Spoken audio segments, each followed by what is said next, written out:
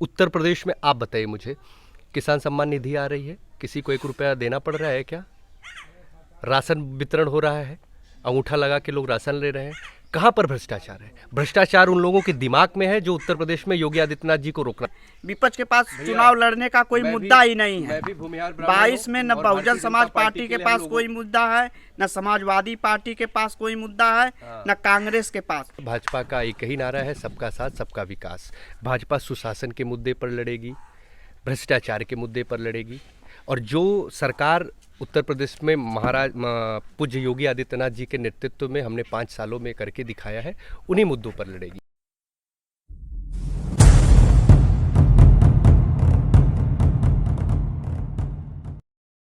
मैं जनहित इंडिया से प्रेम कुमार। मैं चुनावी सफ़र में आगे बढ़ते हुए आज रेतवा चंदभानपुर एक गांव में बैठा हूं, जहां पर बीजेपी के कुछ कार्यकर्ता भाई हमें दिखाई दे रहे हैं। आज इनसे मुलाकात करते हैं और इनसे कुछ सवाल जवाब करते हैं कि ये अपनी पार्टी को कहां ले जाना चाह रहे हैं। भैया जी, आपका शुभ नाम? जी भैया, मेरा नाम आदर्श कुमार राय है। मैं भारतीय जनता पार्टी मंडल लालगंज का महामंत्री हूँ। इस बार भाजपा किस चुनावी मुद्दे पर चुनाव लड़ रही है? भाजपा का जो मुद्दा है वो स्पष्ट है भाई साहब। भाजपा के जो विकास कार्य रहे हैं, खासकर गरीबों के लिए, किसानों के लिए, युवाओं के लिए, महिलाओं के लिए, स्पष्ट है। भाजपा का एक ही नारा है, सबका साथ सबका विकास। भाजपा सुशासन के मुद्दे पर लड़ेगी, भ्रष्टाचार के मुद्दे पर लड़ेगी, और जो सरकार उत्तर प्रदेश में महाराज पूज्य योगी आदित्यनाथ जी के नेतृत्व में हमने 5 सालों में करके दिखाया है, उन्हीं मुद्दों पर लड़ेगी। भाजपा क्या महंगाई और बेरोजगारी के मुद्दे पर भी लड़ेगी? बेरोजगारी की जो आपने बात कही है भाई साहब, आप आंकड़े देख लीजिए। बहुजन समाजवादी पार्टी और समाजवादी पार्टियों की अगर सरकारी नौकरियों के आंकड़े निकाल दिए जाए तो दुगना हमने 5 लाख लगभग सरकारी नौकरी हमने दी है। और बहुत सारी ऐसी योजनाएं हैं, चाहे ओपीओडी हो, उसके माध्यम से हमने लाखों लोगों को रोजगार दिया है।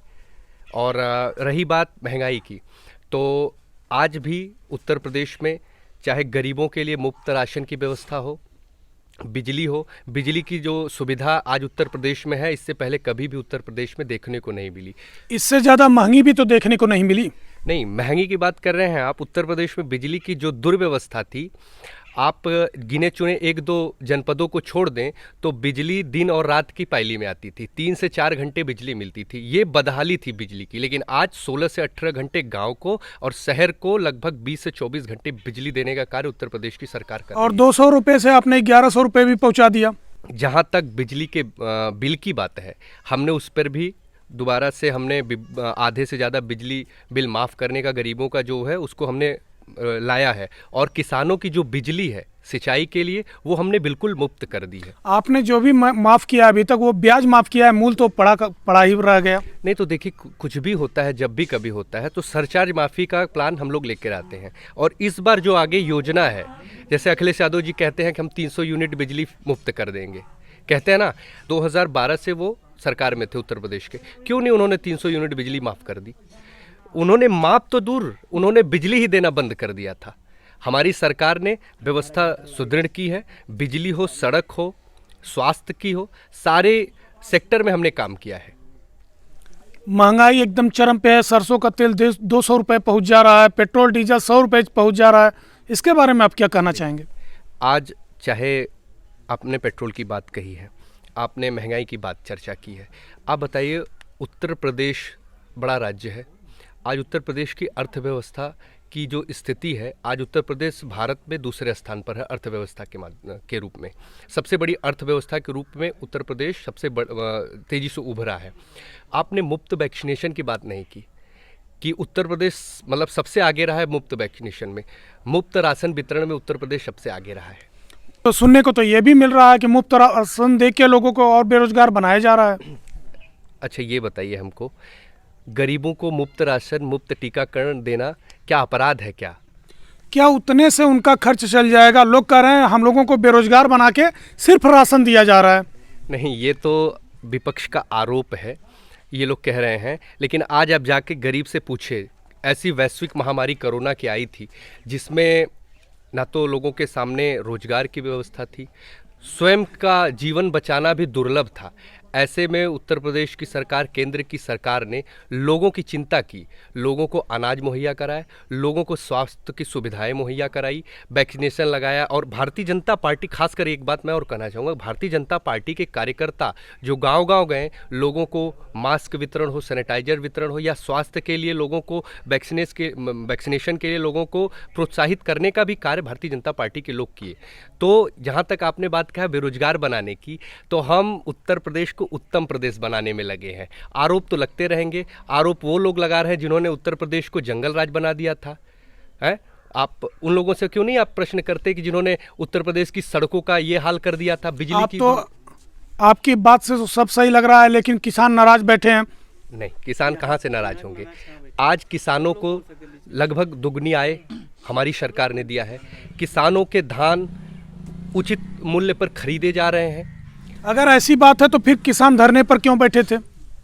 किसान कुछ लोगों, जैसे देखिए मैं बता रहा हूँ, थे वो किसान नहीं तो व्यवसायी के रूप में जो बीच बिचौलिए थे वो लोग थे वहाँ पे, किसान नहीं थे। किसान तो अपना काम कर रहा है। फिर सरकार को अपना फैसला वापस क्यों लेना पड़ा अगर वो किसान नहीं थे तो? किसान नहीं थे क्योंकि वहाँ की जनता, वहाँ के लोग इतने विरोध में, इतना ज़्यादा दुष्प्रचार कर रहे थे, इस वजह से लेना पड़ा सरकार को, और कोई विशेष कारण नहीं थी। मैं बता रहा हूँ आपको, वो भी 700 किसानों की जान लेकर। 700 किसान वहाँ पे मरे, हम इसके लिए बहुत खेद व्यक्त करते हैं, लेकिन वो लोग अपने कारणों से मरे। अगर आपको फैसला वापस, आपकी सरकार को फैसला वापस लेना ही था तो फिर ये किसानों की जान लेने की क्या जरूरत थी? किसानों की जान सरकार ने नहीं लिया, वहाँ कुछ लोग जो बरगला के ले गए थे उनके द्वारा ये काम किया गया। वो लोग, उनके द्वारा ये हत्या का प्रयास किया, मतलब जो हुआ है, जो मृत्युएं हुई हैं, वो उनके द्वारा हुआ है। सरकार का कोई इसमें हाथ नहीं आया, सरकार ने कुछ नहीं किया इसमें। लेकिन 700 किसानों की जान गंवाने के बाद भी क्या किसान आपका साथ देंगे? किसान 100% भाजपा, भारतीय जनता पार्टी का साथ देंगे और उनके साथ सभी लोग खड़े रहेंगे।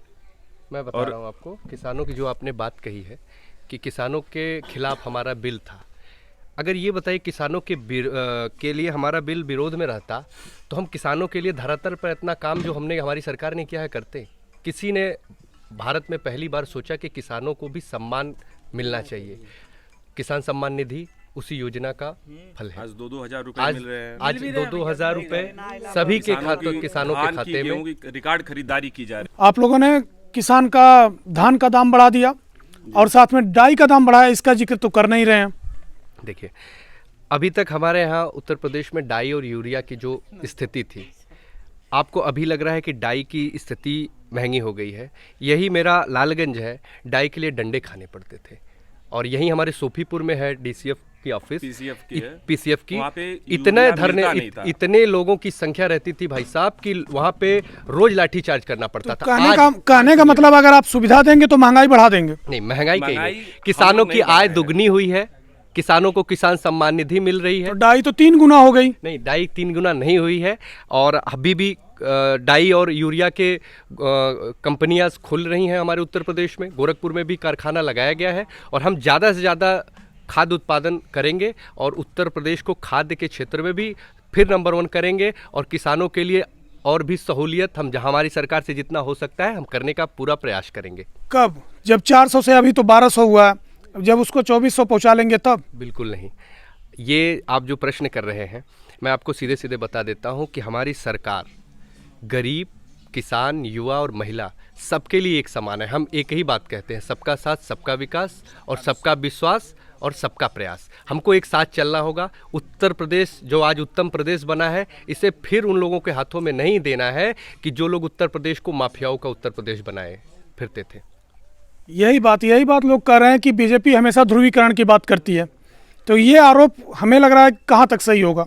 जैसे ध्रुवीकरण का आपने बात कहा, हमने कब ध्रुवीकरण किया? जिन्ना किसके ख्वाब में आते हैं? सपने में जिन्ना आते हैं, जिन्ना का मुद्दा अखिलेश यादव जी उठाते हैं, और उसके बाद संप्रदाय की राजनीति हम करते हैं। हम सीधे सीधे कहते हैं 80 बनाम 20। 80 वो लोग हैं जो उत्तर प्रदेश को खुशहाली के रास्ते पे ले जाना चाहते हैं, भ्रष्टाचार और अपराध मुक्त उत्तर प्रदेश देखना चाहते हैं, लेकिन 20% वो लोग हैं जो उत्तर प्रदेश को पुनः परिवारवाद के जंजीरों में जकड़ना चाहते हैं। भ्रष्टाचार के और घोटालों से उत्तर प्रदेश को। आपके 20% से क्या अभिप्राय है, मुस्लिम समुदाय या अन्य पार्टियां? नहीं, अन्य पार्टियां 20 हैं। का मतलब साफ तौर पे है वो लोग जो उत्तर प्रदेश को खुशहाली के रास्ते पे जाते हुए नहीं देख सकते। 20% वो लोग हैं जो राष्ट्रवाद का विरोध करते हैं। 20 लोग वो लोग हैं जो भ्रष्टाचार का समर्थन करते हैं और 80% वो लोग हैं जो उत्तर प्रदेश के लिए भारतीय जनता पार्टी को वोट करते हैं और उत्तर प्रदेश को खुशहाली के रास्ते पर देखना चाहते हैं। आरोप तो ये भी है कि बीजेपी हमेशा झूठे केस लगा के लोगों को फंसाती है। नहीं नहीं, ऐसा कोई आरोप नहीं है। जो भी है सत्य है। अभी तक आजम खान को आप देखिए, जितने भी कब्जे किए थे आज बीजेपी के शासन में ही उनको छुड़वाया गया है। और अगर गलत काम करेंगे तो बाबा का बुलडोजर चलेगा, उसमें कोई नहीं रोक सकता न टोक सकता है। इस बार तो लग रहा है बीजेपी से ब्राह्मण भी नाराज हैं। नहीं, ये तो कहने की बात है। विरोधी पार्टियां बस अपना रोटी सेक रही है बस, लेकिन नाराज आप ब्राह्मण, जितने भी ब्राह्मण, सबसे ज़्यादा समर्थन, सबसे ज़्यादा सम्मान अगर ब्राह्मणों को कहीं मिला है तो भारतीय जनता पार्टी के सरकार में मिला है। जब कोई मुद्दा नहीं मिल रहा है तो विपक्ष के पास कोई मुद्दा नहीं है, जैसे ब्राह्मण नाराज हैं, क्षत्रिय नाराज हैं, जातिवाद की राजनीति कर रहे हैं। विपक्ष के पास चुनाव लड़ने का कोई मुद्दा ही नहीं है। 22 में न बहुजन समाज पार्टी के पास कोई मुद्दा है, न समाजवादी पार्टी के पास कोई मुद्दा है, न कांग्रेस के पास। इन तीनों पार्टियों, हम सभी पार्टियों को कह रहे हैं, इन सभी पार्टियों को कोई मुद्दा नहीं है कि 22 का चुनाव किस मुद्दे पर लड़ा जाए। आपकी पार्टी से बड़े बड़े नेता इस बार मैदान छोड़कर भाग गए, तो ऐसे में क्या लगता है आपकी पार्टी पुनः फिर से लालगंज की वो आए थे, गद्दी हासिल कर पाएगी? वो आए थे, वो चले गए। वो हमारे पार्टी के मजबूत स्तंभ नहीं थे। वो आए थे, वो चले गए, इसलिए उन पे बहुत ज़्यादा विशेष बात करना कोई मुनासिब नहीं है। और हम लोग चुनाव लड़ रहे हैं तो ये भी कार्य करके लड़ रहे हैं, विकास कार्य करके लड़ रहे हैं। दूसरे जो सपा बसपा वाले हैं वो बरगला रहे हैं, वो झूठी राजनीति कर रहे हैं। हम लोग कार्य करके लड़ रहे हैं। आप कह रहे हैं कार्य करके लड़ रहे हैं, यहाँ किसान साढ़ से परेशान, सारे साढ़ पूरी फसल चढ़ जा रहे हैं। नहीं नहीं, क्या योगी जी कहे हैं कि गाय जब तक दूध देती है तो उसको दूहो, और जब वो नहीं देती है तो उसको हाँक दो? बहुत बढ़िया। योगी जी कहते हैं ये तो हमारा आपका निजी स्वार्थ है। हम जब तक गाय दूध देती है तब हम उसको माता कहते हैं, जब वो नहीं दूध देती तो उसको हाँक देते हैं। पहले यही किसान उन जानवरों को धोता था, लास्ट में अगर लगता था कि वो किसी काम की नहीं है तो 200, 400, 500 पा जाता था और वो लास्ट में बेच देता था, चाहे जैसे बेच देता था। लेकिन आज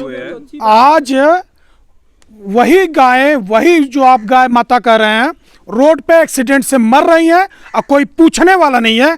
ना कोई बीजेपी का नेता आता है, ना कोई मंत्री आता है। नहीं नहीं, हमारे यहाँ बहुत सारी गौशालाएं बनाई जा रही हैं और जैसे जब अचानक रुक गया तो काम तेजी से गौशालाओं पे चल रहा है। और बहुत सारी गाय आप चल के देखेंगे क्षेत्रों में तो गौशाले में हैं। और कुछ लोग जैसे गांव के लोग हैं, हम आप जैसे, अब गाय दूध नहीं दे रही है तो ले जाके छोड़ दे रहे हैं, लेकिन उसके बाद प्रशासन और जो भी यहाँ के लोग हैं उसको ले जाके गौशाला में रखवा रहे हैं। सुनने में ये भी आ रहा है कि इस सरकार में भ्रष्टाचार चरम पे है। नहीं, अब सुनने में तो बहुत कुछ आएगा, चुनाव आ गया है, लेकिन जितना ज़्यादा भ्रष्टाचारी सरकार ने रोका है अन्य किसी सरकार में नहीं हो। लोग तो कहते हैं जो काम पहले 100 रुपए में होता था आज 1000 रुपए देने पर होता है। कुछ नहीं ऐसी। आपको मैं बता दूं, घोटालेबाज सरकार, चाहे इसके पहले समाजवादी पार्टी रहो या बहुजन समाज पार्टी रही हो, उत्तर प्रदेश में आप बताइए मुझे, किसान सम्मान निधि आ रही है, किसी को 1 रुपया देना पड़ रहा है क्या? राशन वितरण हो रहा है, अंगूठा लगा के लोग राशन ले रहे हैं। कहाँ पर भ्रष्टाचार है? भ्रष्टाचार उन लोगों के दिमाग में है जो उत्तर प्रदेश में योगी आदित्यनाथ जी को रोकना चाहते हैं। दूसरी बात मैं बताता हूँ, पहले लाइसेंस 400 रुपए में बनता था, आज 2500, 3000 में बनता है। आज भी लाइसेंस की मुनासिब फीस है, उसी फीस पे बनता है। ये आरोप आप लगा रहे हैं, ये बेबुनियादी आरोप है। सरकार भ्रष्टाचार के खिलाफ है और पूरी तरह से खिलाफ है। इसने भ्रष्टाचार के लिए चाहे अधिकारी हों चाहे कर्मचारी हों, सबके ऊपर पूरी तरह से नकेल कसी हुई है हमारी योगी आदित्यनाथ जी की सरकार। आपकी आदित्यनाथ योगी जी की सरकार बच्चों का भविष्य खतरे में डाल दी है, क्या आपको ज्ञात है? आज चाहे गौ माता जिसके शासनकाल में खुशहाल हो, वहाँ बच्चों बूढ़ों के लिए चिंता के विषय नहीं, क्योंकि योगी आदित्यनाथ जी किसी समाज, किसी संप्रदाय के लिए नहीं करते हैं। हमारी पार्टी की जो विचारधारा मैंने आपको स्पष्ट बताया, सबका साथ सबके विकास की बात करती है। आज बताइए, बच्चों के लिए टीका की व्यवस्था है, टीका लग रहा है। बच्चों के लिए पढ़ने की जो व्यवस्था उत्तर प्रदेश की सरकार ने प्राइमरी स्तर पर मजबूत की है, आप मानेंगे कि नहीं, उत्तर प्रदेश में काम हुआ है। उसके बाद मैं आपको बता दे रहा हूँ, चाहे बुजुर्ग हो, बच्चे हो, महिलाओं हो, सबके लिए कार्य किया है उत्तर प्रदेश की सरकार ने। आज वृद्धाओं की पेंशन को बढ़ाकर 1000 रुपया कर दिया गया है। किसी ने सोचा था इससे पहले? किसी ने नहीं सोचा था। आप टॉपिक से हट रहे हैं। हमने जो कहा कि बच्चों का भविष्य खतरे में करके रख दी है सरकार। मैं आपसे जानना चाहूँगा किस कैसे खतरे में है? आप राजनीतिक पार्टियां रैली कर रही हैं, कोई फर्क नहीं, तब कोरोना नहीं है, सिर्फ बच्चों को पढ़ने में ही कोरोना है। मैं जवाब देता हूँ। आज पूरे भारत में भारतीय जनता पार्टी एक ऐसा दल है जिसके पास आईटी सेक्टर इतना मजबूत है। मैं बधाई भी देता हूँ अपने आईटी के मित्रों का कि सारे वर्चुअल कार्यक्रम भारतीय जनता पार्टी अपने आईटी के साथियों के साथ कर रही है। आप प्रश्न उनसे क्यों नहीं पूछते, चाहे वो स्वामी प्रसाद मौर्य हो, जिन्होंने अपने आईटी वर्चुअल कार्यक्रम में भी इतनी सारी भीड़ इकट्ठा की। हम पूरी तरह से कोविड नियमों का जो नियम है उनका पालन कर रहे हैं और पूरी ईमानदारी के साथ हम लोगों के बीच में जा रहे हैं, लोगों से पूरी अनुरोध कर रहे हैं कि कोरोना में आप वैक्सीन ज़्यादा से ज़्यादा लोगों को प्रेरित कर रहे हैं, लगाएं और सोशल डिस्टेंसिंग वगैरह का पालन करें। और जहाँ तक आपने बात की रैलियों की, चुनाव आयोग जो भी निर्धारित कर रहा है हम उसके अनुरूप चल रहे हैं। वो बच्चे कैसे पढ़ाई करेंगे जिनके पास डिजिटल मोबाइल ना हो, जिनके घर में एक ही मोबाइल हो, अब पापा सर्विस लेके चले जाएं, फिर वो बच्चे कैसे पढ़ाई करेंगे? आपकी सरकार ने कहा कि बच्चे ऑनलाइन पढ़ें। ऑनलाइन पढ़ने के लिए उसका बजट भी तो चाहिए। मैं जवाब दे रहा हूँ आपको। पहली बार भारत में लोग कहते हैं ना कि कोरोना आने से पहले कुछ चीज़ें हैं, जैसे कि हमारे प्रधानमंत्री जी दूरदृष्टा है। डिजिटल इंडिया के जो एक उन्होंने योजना चलाई, भारत बहुत पीछे था डिजिटल प्लेटफॉर्म पे। आज हर दुकान पे आपको डिजिटल संसाधन मिल जाएंगे, चाहे पेमेंट का माध्यम हो, चाहे स्कूल हो गए, शैक्षिक संस्थान हो गए। आज डिजिटल के माध्यम से ऑनलाइन क्लासेस तेजी से चल रहे हैं विद्यालयों पे। अच्छा, ये हमने छोटे बच्चों की बात किया कि छोटे बच्चे डिजिटल से कैसे जुड़ें। देखिए, जान है तो जहान है। हम चाहे बच्चे हो चाहे बुजुर्ग हो, सबकी ज़िंदगी और सबके जीवन खुशहाली के लिए योगी आदित्यनाथ जी या चाहे भारतीय जनता पार्टी हो, पूरी तरह से पूरी निष्ठा के साथ कार्य कर रही है। आप कह रहे हैं बच्चों के कैरियर के बारे में, हम बच्चों के जीवन की चिंता कर रहे हैं। तो यही चिंता बच्चों के पापा के बारे में भी कर लिए। जैसे आप रैली कर रहे हैं, आप लोग टहल रहे हैं, तो कोरोना तो किसी को भी फैल सकता है। बिल्कुल फैल सकता है, इसीलिए हम सोशल डिस्टेंसिंग और मास्क वगैरह लगा के सैनिटाइजर के साथ चल रहे हैं। और हम लोग डबल वैक्सीनेशन, जो जितने लोग इसमें हैं सब लोग डबल वैक्सीन लगा चुके हैं। तो यही अनुरोध कर रहे हैं कि आप लोग भी चल रहे हैं समाज में, कोई ऐसा ना लेकर चलें जो डबल वैक्सीन ना लगाया हो। इस बार का चुनावी मुद्दा आपका, आखिरी पूछ रहा हूं कि विजय रथ पर ले जाने के लिए आपका चुनावी मुद्दा क्या है? हमारा चुनावी मुद्दा, हमारे कोई एक मुद्दे नहीं है, हमारे सारे मुद्दे हैं। चाहे राम मंदिर का मुद्दा हो, आज देखिए आज भगवान राम की भव्य मंदिर बन रहा है उत्तर प्रदेश की अयोध्या नगरी में। चाहे विश्वनाथ कॉरिडोर हो जाए, हमने कार्य किया है। और उससे बड़ा कार्य हमने किया है, उत्तर प्रदेश में एक एक्सप्रेसवे था, आज 5 एक्सप्रेस की आधारशिला रखी जा चुकी है। एयरपोर्ट देख लीजिए आप, उत्तर प्रदेश में 5 एयरपोर्ट थे, आज 18 एयरपोर्ट हैं इंटरनेशनल। आज जेवर में एशिया का सबसे बड़ा इंटरनेशनल एयरपोर्ट बन रहा है। तो विकास अगर आप देखेंगे तो उत्तर प्रदेश में इधर जितनी भी सरकारें रहे हैं उनसे लगभग 4 गुना ज़्यादा विकास उत्तर प्रदेश में हुआ है। चाहे उज्ज्वला योजना हो, सबसे ज़्यादा उज्ज्वला के कनेक्शन बांटे गए हैं, चाहे किसान सम्मान निधि हो, सबसे ज़्यादा। और तो और किसानों की आपने बात की, किसानों की एक मुश्त ऋण समाधान योजना के तहत उनके जो ऋण माफ किए गए 36,000 करोड़ रुपए। भारतीय जनता पार्टी की सरकार में सबसे पहले योगी जी आए तो किसानों के लिए सोचे। और हम लोग विकास के मुद्दे पे, राष्ट्रवाद के मुद्दे पे, हम लोग देश हित के मुद्दे पे चुनाव लड़ेंगे। जितना भी विकास हुआ है, किसान सम्मान निधि हो गई, किसानों की धान गेहूं की खरीद रिकॉर्ड खरीदी जो की जा रही है, हम इस मुद्दे पे चुनाव लड़ेंगे। चलिए ठीक है, आप लोगों से मुलाकात हुई, आप लोगों ने अपना बहुमूल्य समय दिया, बहुत बहुत धन्यवाद। कैमरामैन दुर्गेश के साथ मैं प्रेम कुमार।